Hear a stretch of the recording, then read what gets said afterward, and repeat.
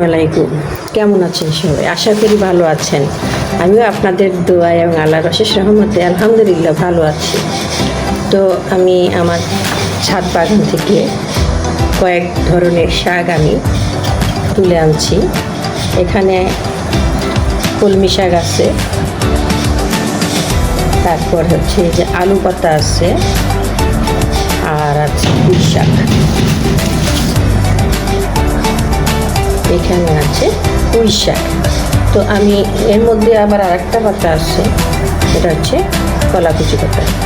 এই পাতাটা ডায়াবেটিস রোগীদের জন্য খুবই উপকারী। তা আমার ছাদে হয়েছিল, তো আমি সব মিলাইয়া এক ডিশ শাক তুলে আনছি। তো আজকে আমি এই শাকটাকে শুটকি দিয়ে রান্না করব। তো আগে আমি শাকটাকে কেটে ধুয়ে বেছে রেডি করি, তারপর আসছি তরকারি রান্নার প্রসেসে। তো সেই পর্যন্তই আমার সাথে থাকবেন।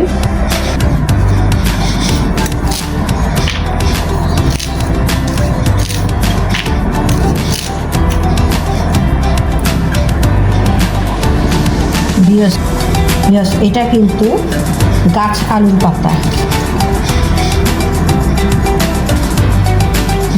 এটা কি পাতা? কেউ যদি জানেন আমাকে কমেন্টসে জানাবেন।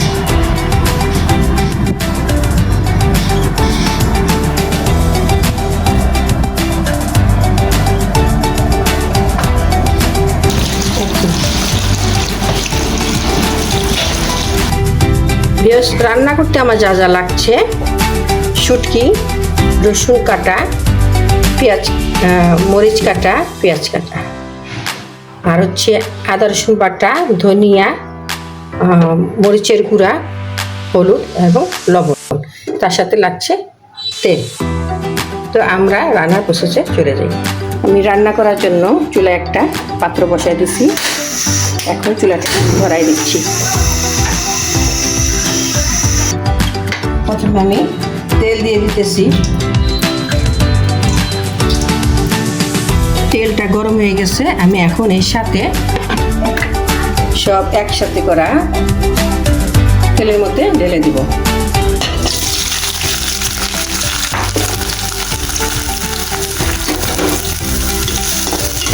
এটা আমি কিছুক্ষণ নাড়াচাড়া দিয়ে একটু ভাজা ভাজা করে নেব।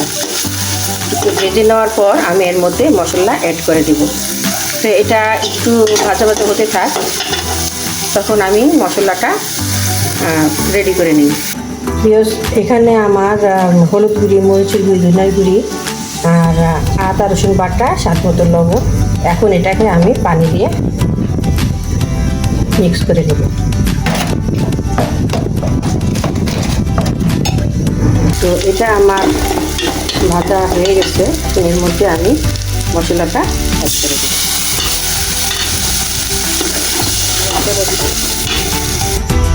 মশলাটা আমি ভালো মতো কষিয়ে এর মধ্যে আমি শাক দিয়ে দিব। তো মশলাটা কষানো পর্যন্ত অপেক্ষা করি।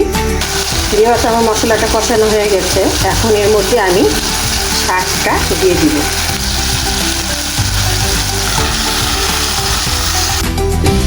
এখন এটাকে আমি একটু নাড়াচাড়া দিয়ে কিছুক্ষণ ঢেকে রাখবো। আমি নাড়াচাড়া দিয়েছি, এখন আমি এটাকে কিছুক্ষণ ঢেকে রান্না করব।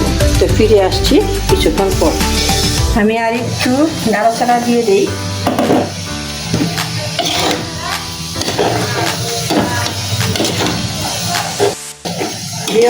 এইভাবে যদি তরকারিটা রান্না করে খান শুটকি দিয়ে, কয়েক ধরনের শাক পাতা দিয়ে, তাহলে খুবই টেস্ট, অনেক মজা। আমি আর একদিন এইভাবে রান্না করে খাইছি।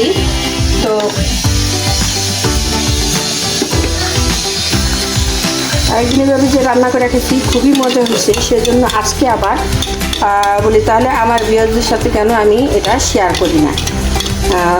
আমার ভিউয়াররা যদি এইভাবে রান্না করে খায়, তাহলে তো এটার মজা বুঝবে। আমি যেরকম মজা পেয়েছি বা মজা বুঝেছি, তা আমার ভিউয়াররাও এইভাবে রান্না করে খাবে এবং এটা টেস্ট বুঝবে। তো এটা আমার আর কিছুক্ষণ সময় লাগবে রান্না পুরোপুরি শেষ হতে। তো তারপরে আমি ততক্ষণে আমি ফিরে আসছি আপনাদের সাথে। এবার আমি আর কিছুক্ষণ এটাকে রান্না করব। আমার রান্নাটা পুরোপুরি শেষ হলে আমি আবার ফিরে আসছি। তো ভিউয়ার্স, আমার তরকারিটা হয়ে গেছে। এখন আমি এটাকে চুলা অফ করে দেব। তো আমার এই রেসিপিটা যদি আপনাদের কাছে ভালো লেগে থাকে তো অবশ্যই লাইক কমেন্ট শেয়ার করবেন এবং বাসায় ট্রাই করবেন। তো আজ এই পর্যন্তই, দেখা হবে অন্য কোনো রেসিপি নিয়ে। তো এই পর্যন্তই, সবাই ভালো থাকবেন। আল্লাহ হাফেজ।